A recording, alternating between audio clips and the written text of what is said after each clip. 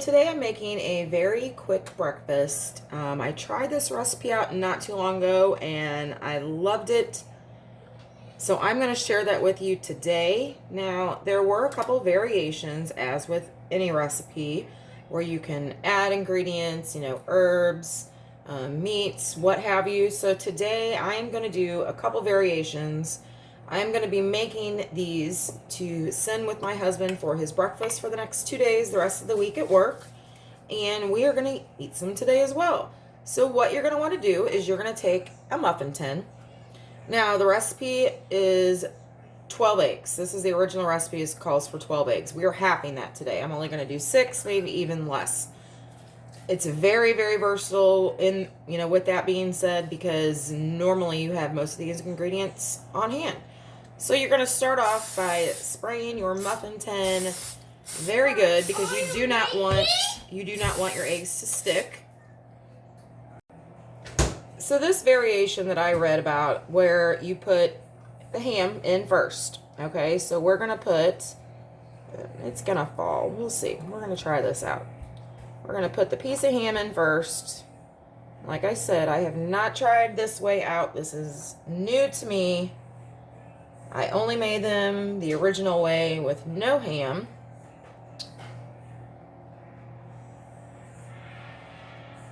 But let's just try this out. My husband's a meat eater. I don't think he was too happy the day I sent these with him and he had no meat in his breakfast. But he'll get over it. Alright, so we've got the ham in there. Now what we're going to do is we're going to crack 4 eggs. Well, we'll probably do 6 eggs. We're going to do all 6 eggs. We're going to crack the eggs in our pan right now. Alright, we're going to do... Some of my eggs are really big, so that may pose a little bit of a problem. But we are just going to drop that right in there, like so.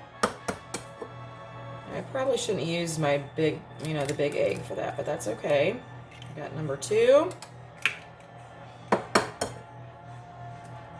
And you don't want to break the yolk, if at all possible. That happens.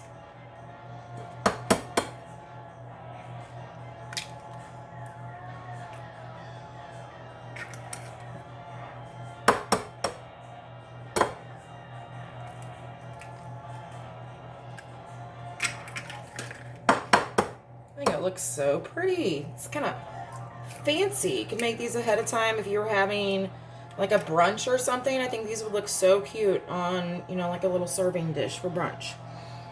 All right, now we are going to top these with 1 to 2 teaspoons of heavy cream. This is a half a teaspoon. I believe I used 1 teaspoon when I made these before. I'm going to do just a half on that because that was a very large egg. Probably shouldn't have put that one in there.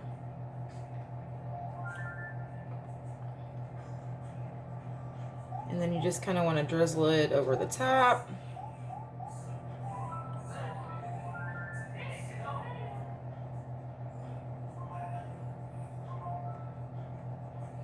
And while I'm doing this, I have my oven preheating to 425 degrees. And we're going to bake these for about 8 or 9 minutes. I do want my centers to still be soft, but I want my whites done.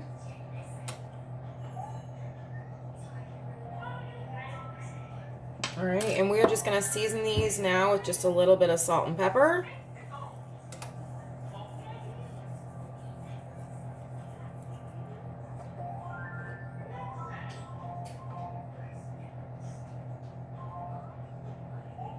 All right, and now you could also at this time, cut up some chives, put some fresh chives on top of this to make it look even prettier.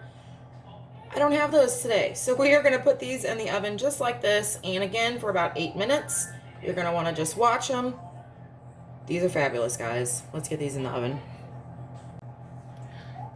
Okay, so before we put these in the oven, I forgot one of the most important parts, one of the most flavorful parts.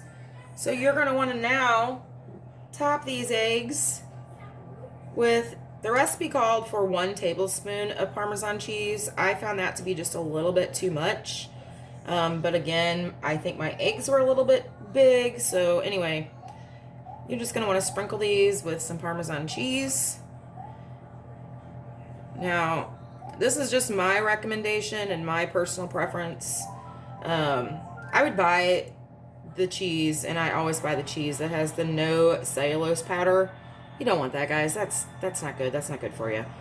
So this brand, 4C, I love. Comes in a glass jar. They've got grated, shredded, all what have you. So it is a little bit more money, but you know, you get what you pay for. So these eggs probably have a little bit less cheese than what the recipe calls for, but that's okay. It's what I had left. Now we're going to put these in the oven. All right, guys, these are done.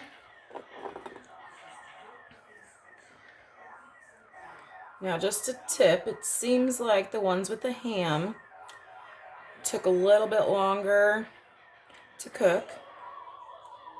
And I might have overcooked these guys a little bit because I was waiting for the ham to get done. But that's okay. These are still going to eat, even though they're a little bit overcooked. But oh, this smells so good. This smells so good. So I hope you guys enjoyed this quick recipe. It's a great way to free up your counter space, not have to be frying eggs. If you've got a large crowd to feed, you can just throw a big pan of these in the oven and call it a day.